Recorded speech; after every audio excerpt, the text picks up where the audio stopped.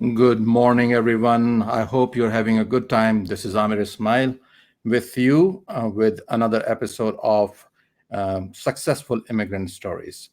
And I'm thankful that you are with us today. Today, we are going to interview someone special because I know him for quite some time, met him in the year 2002, and he is currently a Canadian citizen residing in Edmonton, Alberta. He's a young professional who immigrated from Pakistan. His name is Noorddin Farishta. Mr. Farishta came to Canada in 2006, and he is currently working as a senior manager financial planning and analysis at ATB Financials, Edmonton, Alberta. We have a lot of questions to ask him and his insights and his stories about his initial settlement in Canada and the struggle that he had in finding jobs and then switching his career altogether. We will ask him how did he manage to do that, and let me invite him to this show right now. Welcome, Noorddin. How are you doing? I'm good. How are you? I'm good. In this winter, in this temperature, everything seems to be fine because everything is frozen. I was checking the temperature in Edmonton. It was -6 with a wind chill of -13, I believe. Correct. Yeah, it's a wind chill here in Toronto is -6. But when Wow. you go into -6, when you go in minus, everything seems to be fine, right? It doesn't make any difference, -6 or -13. But I try to give a bit of background, but I'd request you to um, explain and advise our audience as to when did you migrate and what did you do after that. Please go ahead. Sure. So, as you said in your introduction, I immigrated to Canada in 2006. And initially, again, as all immigrants go to Toronto, I start with the Toronto. Right. Uh, because I have some few friends here, and then I was in connection with few of other friends who lives in Edmonton also. Right. So when I come to Canada in 2006, again, it's totally new landscape for me because there's so many things you just see in your mind and look around.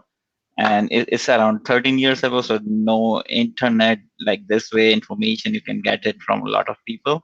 Sure. So I come with the mindset that okay, I have to settle here and then and make a life out of here. And again, as every immigrant, you can see that is sometimes it's shocking if you're not prepared, especially when you see the weather and then all the other stuff. So, long story short, I start with 2006. What I was immigrant basis on the computer programming, IT, and I had a experience with the computer hardware, network, and some programming knowledge. So initially, I thought I will work on the same field. Right. What I started with having some small contracts in Edmonton. So I started with the company who needs some temporary support for computer hardware, swapping or desktop support in today's world, and then some data entry jobs. Right. Um, Before I got my first interview calls on a different recruiting agencies, I start my normal job as a accounting system support with the oil-based company called Everready Energy Services. Hmm.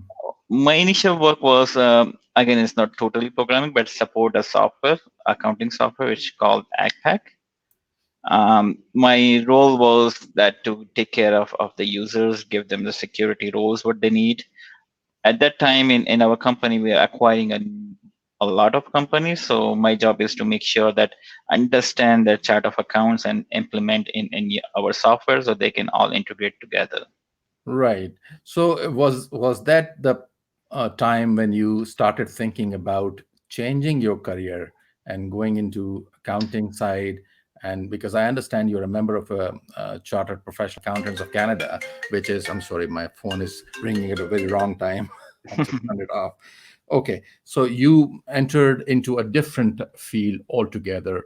and the designation of chartered professional accountant or a chartered management accountant is not an easy designation to obtain, especially for someone who is coming to Canada w- with a different background.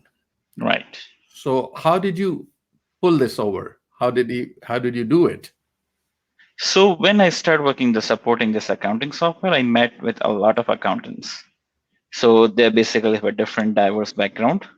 So when I start talking to them, I thought that it will be great that I choose a profession which can connect my ability to understand the data and then how it perceive in terms of rules and regulation.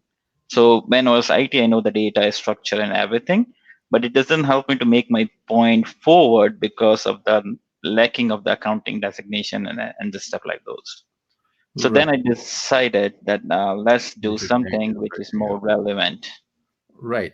But I understand that you did change your career. But how I mean easy it is, because I'm assuming that you started from scratch. um, you may have studied. I mean, I know you have an MBA as well, so of course you have exposure to accounts and everything, and that's why you were able to work initially in a related field, although it was related to computer, but accounting was involved. But I'm assuming that you actually gave a lot of time to this stuff, and you studied hard and you set aside time. So, what is the message that you would like to give to newcomers who are coming in with, because we are setting the expectation right. If Sure. we are able to set the expectation right, um, expectation for any given situation will greatly influence the end result, right? So your help and your guidance will help these people coming in deciding as to what to do, either to continue their own profession or if they wish to change it, is it possible or not? One example is right in front of me. You did it. What would be your advice to the audience? What I can tell anyone who is immigrated to Canada that yes, it's possible to switch to another profession, but there's no shortcut, Right. which is the bad news. So you have to learn hard and then follow the process, what is determined to you. So my process started that when I start to think about it, that I need something. I met with a lot of career counselors Right. in Edmonton. Right. So they give me a path through that. Okay, this is the way you can move forward. And again, it involve a process. I don't know what it called today, but on all the time it called ICAS, Right. uh, which is your International Qualification Assessment System. Yeah, this is a part and parcel of educational credential assessment that they have introduced in 2015. So ICAS and WES and all the other assessment bodies. Gone, yeah. So you were required to do that as well, right? Correct, yeah. So I start with this, and then they determine that in order to complete my, in order to just to get enrolled in that program, I have some prerequisite to do. So there's some courses I have to do either online or go and attend in the educational system. Right. So I did the same. The few courses have to do it. And again, it requires a lot of time because in the daytime you're working, then you have family life. On top of it, you have to do your assignments and all those stuff too. Sure. So must have been a lot of stress for you. But yes, there's going to be stress in life, but it's your choice whether to let it affect you or not. What kind of True. stress did you feel initially when you came in? Were you alone when you came in? Because I remember your file. I think you were alone, Yeah. right? Yeah, I immigrated by myself, so individual. So again, is when I see different families coming as a whole family, Sure. I see myself as less baggage in terms of having someone to take care of Sure. and worry about. So I come alone, and this will help me that I can easily move from one city to another city. Sure. Okay, so that's a wonderful journey, I would say, because you managed to study as well, change your career, and the position that you have right now is a senior level position, is a director level position you True. have. in an organization, which shows that with perseverance, with hard work, you can not only enter a new profession altogether, but also excel in it. And that is also one of the examples that why we call Canada the land of opportunities, because sky is the limit. But yes, I would concur with you. I would second your opinion that there is no shortcut. If you True. are not willing to work hard, you're not gonna go anywhere. And yeah, basically, one day you will wake up and there won't be any more time to do the things you've always wanted to. So do it now, might as Right. well. And then, reap the benefits. Put yourself to trouble, hard work, and then reap the benefits later on. So this is something wonderful. Now, after immigrating to Canada, 13 years down the road, when I met with you in 2002, you were even younger at that time. A lot of Yeah. people might be asking you, how old are you now? Because you still look very young. It's similar to what people ask me, how many years of immigration experience? I say 28. And they say, Right. how old are you? But I'm actually hoping that I start looking more older so I can justify with my experience. So this is how it is. So yeah, so we'll take a very short break, and then when we come back, we're going to ask you about the importance of networking and the hidden job market. Does this exist, or is just a hoax? Just Sure. we'll be getting back in 15 seconds.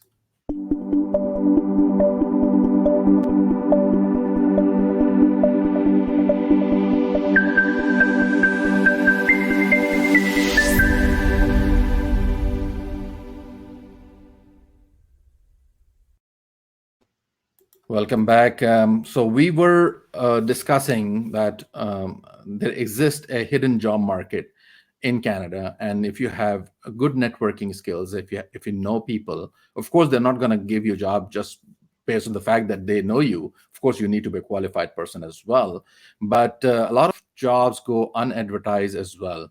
So how true is that? I agree 100% with this analogy. Hmm. Hmm. Um, I see an experience also. There's a big benefit of networking, Right. either is within your community, with your profession, and any nonprofit. What I suggest anyone who come to Canada that participate in the system, there's a Right. lot of opportunity in there. Like money is not everything, but Hmm. the learning and the experience we got from the networking is uncountless. Right. So I can see that when you're part of a network or maybe a volunteer in YMCA, for example, Right. you met with a lot of people who are same background or a different background with the different countries. And Mhm. sometimes they teach you, and sometimes they come up with the opportunities too. Yeah, so this is a very good advice, because a lot of people, when they come to Canada, they tend to confine themselves. Yes, going out in your own community is also beneficial, no doubt about that. Right. But Canada is multicultural society, so there are a lot of people from different countries, different nations, and they all are immigrants. True. So they are all willing to help you. So if you confine yourself to only your community, that might not be sufficient. By all means do that, but that might not be sufficient. So yeah, your advice is well taken. So okay, so what do you think, what is the driving force, what was the driving force behind your decision? I don't want to hear that it was your parents who asked you to do that because you were very young. Was Canada your target, or did you know about the country? What inspired you to choose this great country as your new home? It's always Canada. I didn't try for go anywhere else.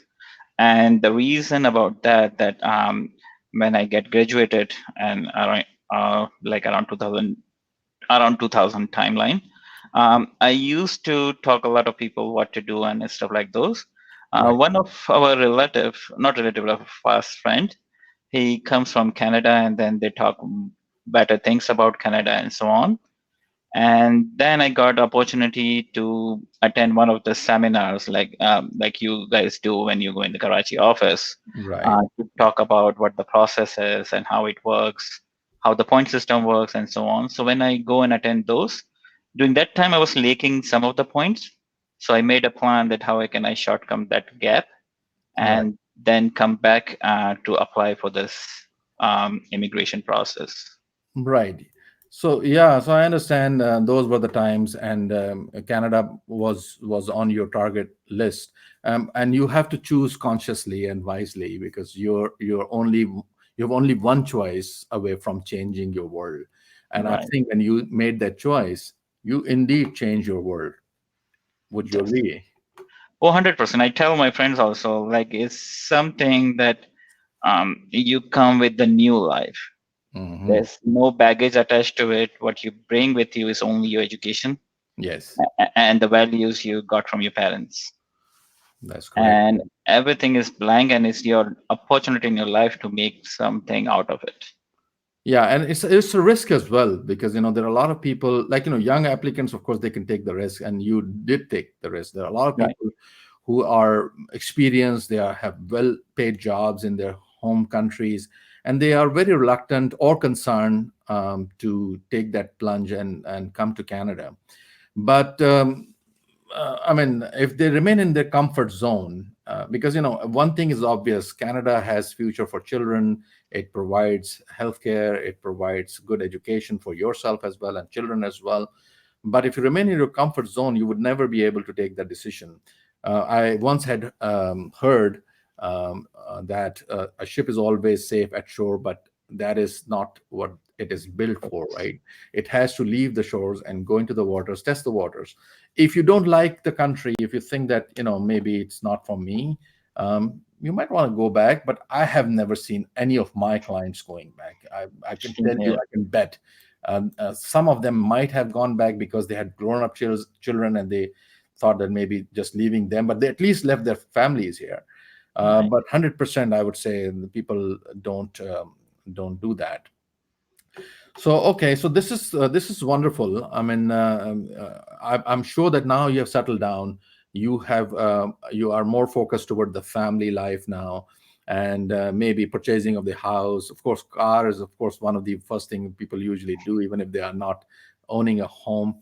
How easy it is nowadays, given the um, house market inflating in Canada, especially the GTA, and of course in Alberta as well. Alberta is relatively reasonable, I would say. Yeah. But still, how easy it is for people if they land up a job, a good job, a reasonable job, and they start earning good money. Would they be in a position to own a home as soon as possible? Because that is one of the targets people usually have in owning a home in Canada. What is your take on that? What I experienced that is a myth that owning a house will make you successful. Hmm. What I learned from my experience that yeah, I also indulged in the same expectation, got my house in first year or second year Yeah. in Canada. But what I learned from it that again, you have to take out some of your mindset what you're getting from your back home. That Right. owning a home is something a status and so on. Yeah. The problem is that the process works. They make it very easy to buy a big asset like home, a condo, or car.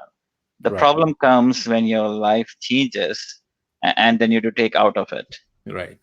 So what I suggest everyone who's looking for it, maybe wait at least a year or two with the Right. same thing and be yourself comfortable that yeah, this is the place, this is the area what you want to be entered Right. and think a future. For example, if you're a new family, like for example, in my case, when I was searching for a house, I Right. was looking which type of schools there.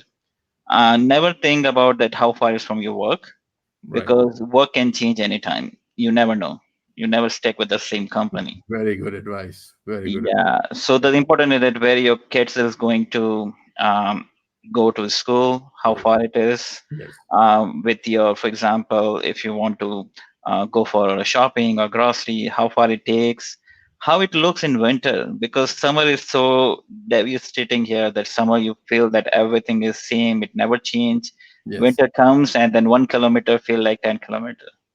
That, People bought a house that okay, it's a 10-minute walk from my bus stop mm. in summertime, but comes winter and that 10 minutes become 20 minutes or 25 minutes when the winter comes. That's correct. That's very, very correct.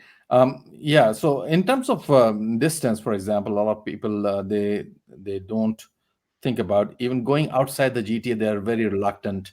They say, maybe it's not a good idea to go. In my point of view, maybe I'm wrong, but you can correct me. Moving further from the main city is never a problem because if you have a car to commute, you can always overcome that. And most of the people, when they commute from a suburban town to, say, downtown core, they use the transit, especially in Ontario, the Right. GO train or maybe the TTC or whatever, because parking is crazy and expensive as well. So who comes to downtown driving a car? No one, No one. right?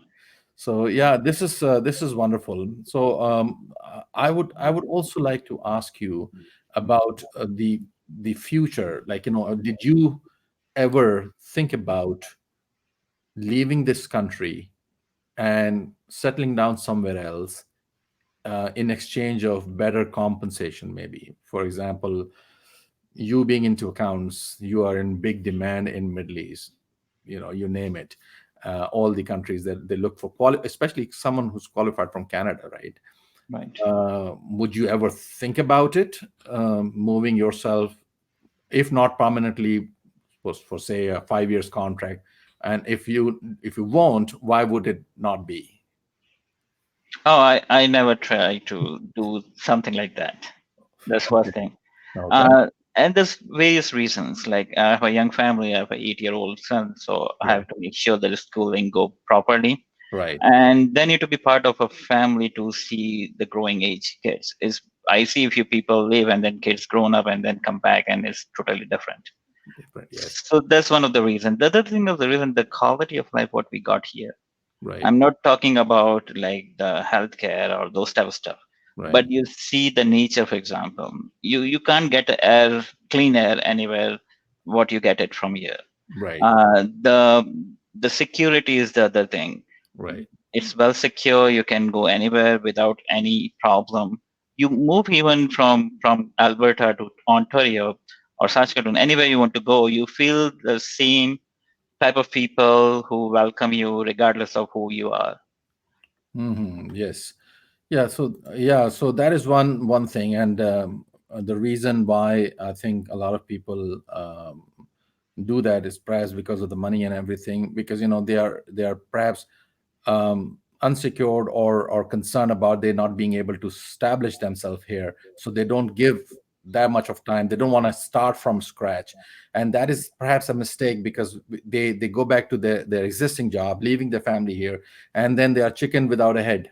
They're Sure. moving back and forth and the kids are missing them, and your example is perfect, that when they come back, kids have grown up, and then those years when they needed their parents or father most, those years have gone by. Right. So that is how it is.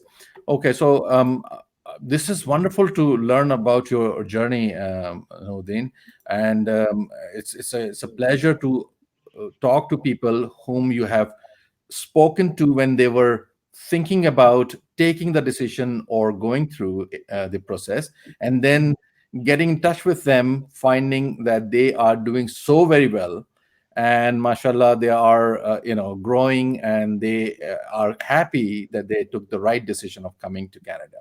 Would Sure. you like to give any additional tip or advice to our audience, because they're all looking forward to our series where we ask these questions to experienced immigrants like yourself, because these advices are authentic advice and reliable advice. You have gone through it yourself, so please.